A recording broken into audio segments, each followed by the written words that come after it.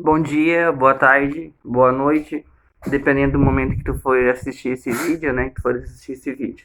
Pessoal, nossa aula de hoje é sobre a obra Olhos d'Água, da autora Conceição Evaristo. Essa obra vocês já conhecem, né? Já estão lendo, talvez já muitos já tenham lido até, mas alguns com certeza nem pegaram ainda, né? Pelo que eu conheço do meu público aí. Então, assim, pessoal, na semana passada, o professor Edinho pediu para vocês selecionarem alguns tópicos da vida da Conceição. Então, vocês já sabem que ela é mineira, né? Hoje vocês já sabem que ela é mineira. Olha quem está aqui embaixo fazendo muita arte, olha aqui. Olha aqui. Quem está aqui fazendo muita arte aqui embaixo. Vocês sabem que ela é mineira, né? Ela veio de uma classe bem humilde, como a maioria, né, da população negra brasileira, né? E também da então, o que vocês perceberam na vida dela, né? A Conceição, ela sempre buscou. Hoje ela é doutora, ela fez mestrado, ela fez pedagogia, depois ela fez letras, depois ela fez mestrado em literatura comparada com cinema, depois ela fez doutorado, né? E a Conceição, ela começou a escrever, a publicar os seus textos nos cadernos Quilomboje, certo? Eram poemas e contos que ela fazia, que era publicada nestas edições de uns cadernos chamados Cadernos Negros, de um grupo chamado Quilomboje, tá bom? É, qual a importância da Conceição Evaristo e desta obra na literatura? Qual a importância desta obra e da autora na literatura contemporânea, na literatura marginal e em específico na literatura negra, né? Existe um decreto, uma lei, sabe, de 2016, 2014, se eu não estou equivocado, em que ela obriga, né, ela fala da obrigatoriedade dos professores de literatura, de artes e de história do ensino médio trabalhar a literatura afro-brasileira ou africana, né, no seu currículo, né? Então, e este livro aqui, ele é um livro muito enaltecido pela crítica especializada. Ele já caiu duas vezes na UFSC, em 2016 e 2017, se eu não estou equivocado, e consequentemente também já caiu na UDESC e na ACAF, tá bom? Então o professor já trabalha com este livro no colégio faz 5 anos. Desde quando caiu na UFSC, né, e na CAF, o professor não parou de trabalhar. Porque é o livro mais representativo da literatura marginal. Vamos lá então. O que é a literatura contemporânea? A literatura contemporânea é aquela que é escrita hoje, de 1960 até 2020, até 2021, até 2022, até 2023 e assim por diante. Isso é a literatura contemporânea, ok? E então, Olhos d'Água é uma obra barroca, romântica, realista? Não, ela é uma obra contemporânea, certo? E além de ser uma obra contemporânea, é uma obra marginal, da literatura marginal. O que é ser uma obra da literatura marginal? É ser uma obra que vai tratar do marginal, não do marginal necessariamente o bandido, né? O que é marginal? É tudo aquilo que não está na margem da sociedade, é tudo aquilo que não está no centro da sociedade, é aquilo que está à margem da sociedade. Então, temáticas que estão à margem da sociedade, a literatura marginal vai tratar, certo? E faz parte do currículo de vocês a literatura contemporânea e a literatura marginal. Outra coisa, então, é um livro de representatividade. Este aqui não é o primeiro livro da autora. O primeiro livro da autora foi este aqui, Becos da Memória, certo? Becos da Memória. Este aqui, meus alunos do Estado estão lendo, né? Inclusive, todos esses livros aqui, e o terceiro que eu vou mostrar para vocês, o Estado mandou dentro do plano PNLD, Plano Nacional de Literatura. Ou seja, pelo é pelo FNDE, certo? Então todos esses livros aqui, este aqui é um outro livro da autora também, que é um livro chamado Ponciá Vicêncio, certo, pessoal? Então, primeiro livro que a autora escreveu, Becos da Memória. Ficou 13 anos e ela não conseguiu publicar. O primeiro romance que ela conseguiu publicar foi esse aqui, Ponciá Vicêncio. Ponciá Vicêncio, certo? Então, ela escreveu este, mas não conseguiu publicar. Escreveu este e publicou, depois conseguiu publicar este, e por fim ela publicou este livro. Isso aqui é um romance, isso aqui é um romance, e por fim ela escreveu o seu livro de contos. Esse aqui são os 3 livros que a autora tem, fora muitos outros poemas, né? Fora muitos outros poemas da autora, ok? Segue, pessoal. Vamos lá, então. Então, o professor tem aqui para vocês uma autora que é renomada, né? Que é renomada. Ela é reconhecida no meio literário. Já deu 6 minutos e o vídeo vai ficar muito longo. Eu preciso ir direto ao livro aqui para vocês. Sobre a autora, o que vocês têm que saber é isso. Umas características muito particulares da autora, sabe? Eu vou mandar para vocês aí um monte de material sobre esse livro aqui, para ajudá-los a fazer o simulado. Vou mandar 2 slides meus, mais um slide da professora Nichelle, do Colégio São Bento, que a gente trabalha junto, em concomitância. Vou mandar para vocês um monte de videozinhos, tá bom? Mas o que vocês não podem deixar de estudar é os dois slides do professor e essa videoaula aqui. Ler o livro e fazer o simulado, tá bom? Muito bem. Análise da obra, então. A obra, pessoal, ela começa com um conto chamado Olhos d'Água, né? Tem um link no material que o professor vai mandar para vocês. Tem um link que leva o aluno a assistir um vídeo do conto Olhos d'Água. A autora tem bastante poesia, certo? Ela escreve com muita poética. Ela escreve com muita poética, com muita poesia. E tanto é que muitas vezes ela cria palavras. Ela fala, por exemplo, vozes mulheres, amores dores, né? Então, isso de criar palavras é uma técnica chamada neologismo. Neologismo é quando o autor ele não se basta, as palavras do mundo inteiro não bastam para expressar o que ele está sentindo, que ele cria palavras, tá? É uma técnica utilizada já muitas vezes já por muitos autores aí, certo?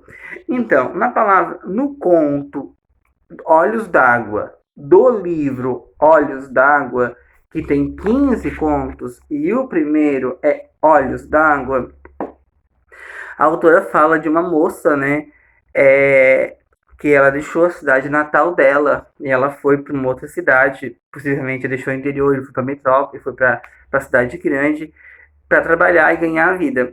E ela lembrava muito da mãe, né? Ela lembrava muito da mãe, porque inclusive a maioria das protagonistas desses contos são mulheres, todas mulheres pobres e em sua grande maioria mulheres pobres, negras e marginalizadas, certo? Tem uma crítica, né, bem explícita, né, porque ela cria essas meninas, essas personagens para mostrar como que é a situação, né, das pessoas no momento atual em que o Brasil vive, né? Por que a maior parte da população carcerária é composta de mulatos e negros, né? Por que a maior parte da população das comunidades, das favelas, das grandes metrópoles é composta por pessoas negras e mulatas, né? Por que a maior parte das pessoas que frequentam universidades do Brasil é composta por pessoas brancas, né? Então tudo aí ela vem trazer ela vem buscar resgatar ou pelo menos nos mostrar uma dívida que o Brasil tem com a população afrodescendente no Brasil. Essa aqui é o objetivo da autora, certo? E quando as universidades elas escolhem esses tipos de livros para fazerem parte do hall de leitura obrigatória deles, né? Ela quer que aquele aluno que vai lá fazer a universidade de medicina, de direito, de letras, de marketing, ela quer que esse aluno tenha este olhar mais social do seu entorno. Então, voltando aqui para o nosso primeiro conto, ela vai contar a vida de uma moça que ela lembra de todos os detalhes da mãe dela, de uma verruga que a mãe dela tinha na cabeça, do dedinho mindinho da mãe dela, mas ela não se lembrava a cor dos olhos da mãe dela. Então essa é a complicação do primeiro conto, certo? Eu não vou falar aqui o resto, porque é função daí de vocês lerem, tá bom? O segundo conto, pessoal, é Ana da Venga. É um dos contos mais que me impactam, né? Que me impactam da obra. Ana da Venga é uma moça que ela. O nome dela é Ana, né? O nome dela é Ana. Ela é chamada de Ana da Venga porque ela é casada com o da Venga, né? Que é o assaltante, um traficante do morro da comunidade em que eles moram, né? O final é muito trágico. O final do conto 1, né? Olhos d'Água é bem reflexivo. O final de Ana da Venga é bastante trágico, tá? Depois tem a do Zuquerência. O conto da do Zuquerência, uma ajudinha aí pra vocês, tá? São duas. A do Zu é uma, a Querência é outra. A do Zu é a avó e a Querência é a neta, tá? Vocês não vão se confundir e achar que uma coisa é só. Achar que ambas são uma só, tá bom? Conta a história aqui de uma menina, né, que foi dada por uma senhora para limpar a casa para a senhora e a senhora custear os estudos dela. O que também é muito comum nas comunidades pobres. Nas famílias pobres, é muito comum dar uma criança para alguém cuidar e pagar o estudo, sabe? Só que muitas vezes não funciona assim, acaba não se pagando o estudo. Enfim, é um conto que envolve abuso sexual infantil, envolve prostituição. Gente, é um livro da literatura marginal. É diferente do primeiro livro que eu estudei do Coedinho este ano, que é um livro do romantismo, tá bom? Então, são obras literárias diferentes para alcançar objetivos diferentes. Lembram dos 5 minutos? Dada Romântico, Passar a Lua de Mel em Nápoles, na Itália. Era muito bonito, não se falava em pobreza, não se falava em nada. Aqui é um livro que a Conceição Evaristo, ela vai dizer que a literatura dela é uma literatura para cutucar os homens e mulheres da Casa Grande em seus sonos injustos. Não é uma literatura para fazer ninar os leitores, é uma literatura para cutucar os leitores, tá bom? O conto Maria é um conto mais triste, né? O final totalmente triste, que a gente nem consegue acreditar que aquilo aconteceu e tu volta para reler o final e tu relê, não acreditando naquilo, né? A, a Maria, quem é a Maria, né? A Maria, ela é culpada, né? Socialmente culpada por ser mulher de bandido, tá? Ela não era bandida, não era ladra, ela tinha sido uma mulher de um bandido, do cara que assalta o ônibus. E ela paga por isso. E ela paga muito por isso, certo? Olha quem chegou aqui de novo. Olha aqui. Olha aqui. Ele vem aqui, passeia, vai, pega os passarinhos, brinca com os passarinhos, volta. Ele odeia os passarinhos. Outro conto, pessoal. Quantos filhos Natalina teve? E fica a dúvida. E eu posso perguntar isso na avaliação. Quantos filhos Natalina teve? Quem eram os pais dos filhos de Natalina? Tá bom? Natalina alisou carinhosamente a barriga. O filho pulou lá dentro. Era sua quarta gravidez e o seu primeiro filho, só seu, de homem algum. Está na página 43. Ela já tivera tido quatro gravidez, entretanto, ela considerava só aquele último, só aquela quarta gravidez, ela considerava filho dela. Por quê? O que houve até Natalina chegar naquela quarta gravidez? O próximo conto, Beijo na Face, né? E conta a história da Salinda, né? que se descobre no momento de catarse, no momento de catarse metamorfósico, ela se descobre quem ela é, tá bom? Fala de relações abusivas, de abuso, de relacionamento tóxico, certo?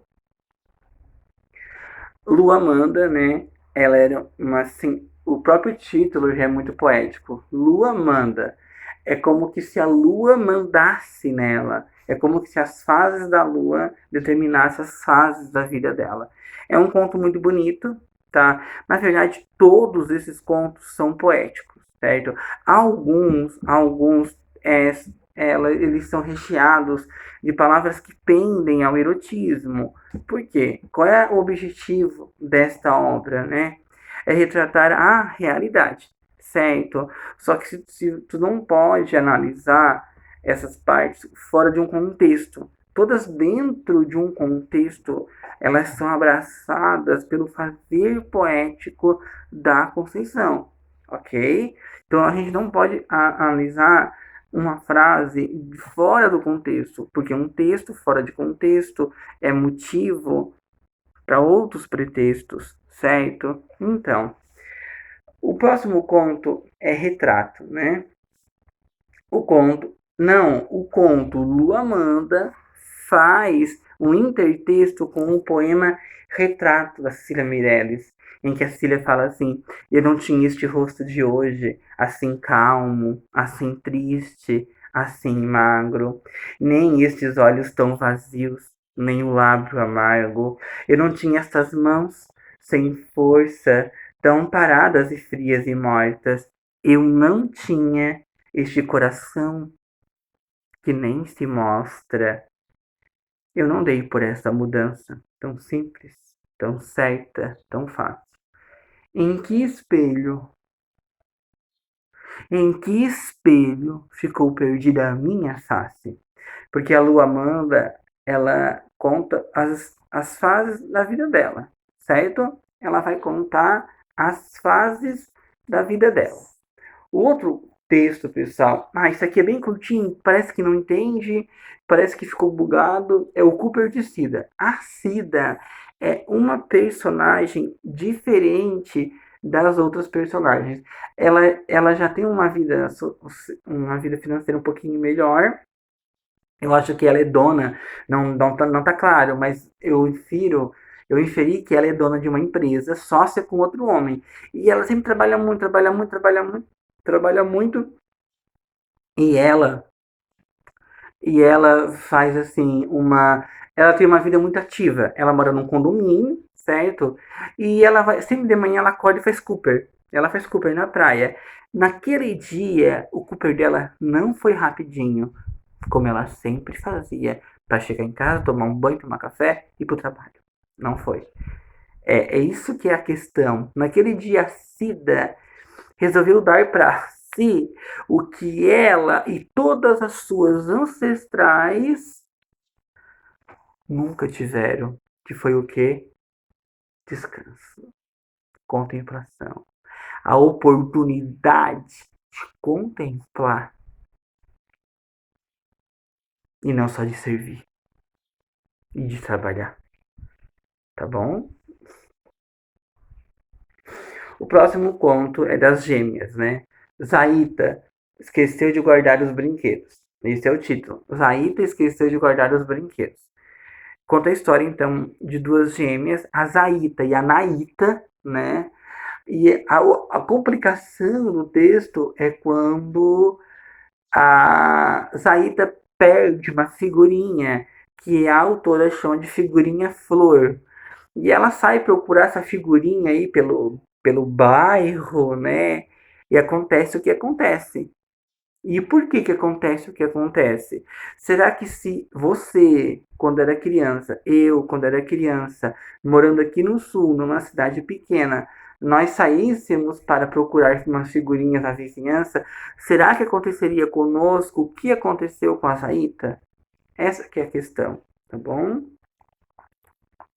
O outro conto é de lixão.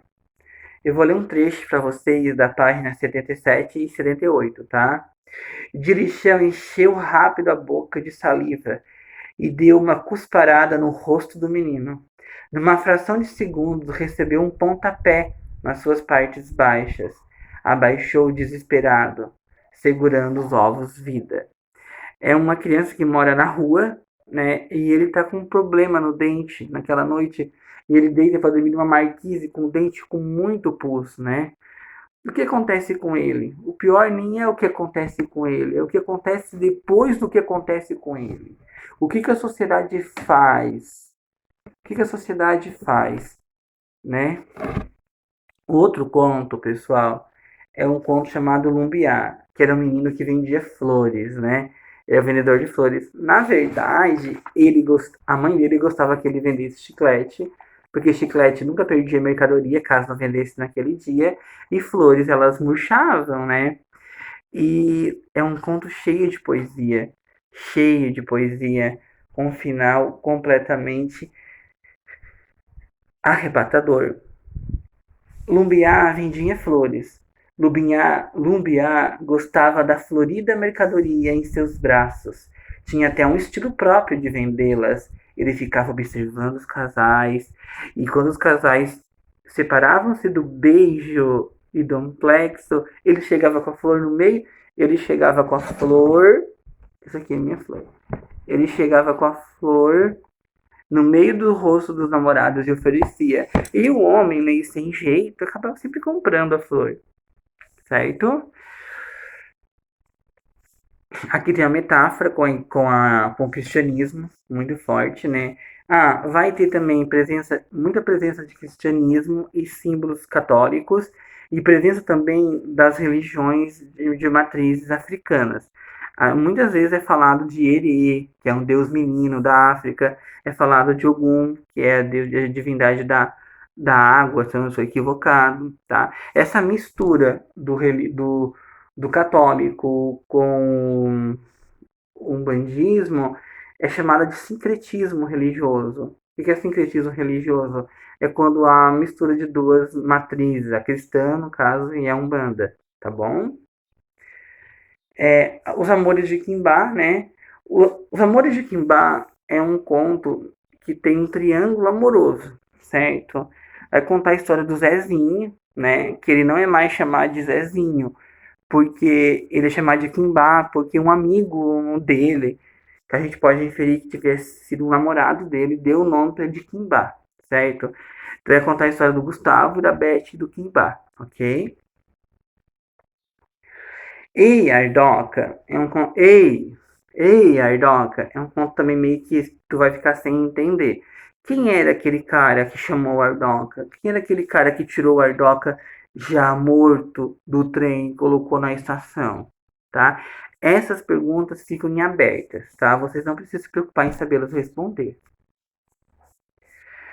Depois do conto A Gente Combinamos de Não Morrer, é um conto que tem vários narradores. É a mesma história, o mesmo fato contado por diversas pessoas, tá? O último conto, gente, é um conto chamado Aiolua, Alegria do Nosso Povo. Vocês sabem, né, que os nomes africanos e indígenas também, eles têm um significado. Por exemplo, o meu nome é Edson. Mamãe, quando colocou esse nome em mim, papai, eles só sabiam que era Edson. Não sabiam o que Edson significava, né? As pessoas da África ainda hoje e as pessoas indígenas do nosso país, eles colocam um nome que tenha um significado. Então, Bambidele, por exemplo, significa esperança. Por exemplo, Kimbá significa o sempre rei. Ayolua significa alegria. Então, é o único conto que não é ambientado no Brasil, nas favelas, nas comunidades brasileiras. Neste último conto, a a Conceição leva o leitor para a África, numa tribo africana. Não está claro isso, mas tu pode inferir. Muito bem.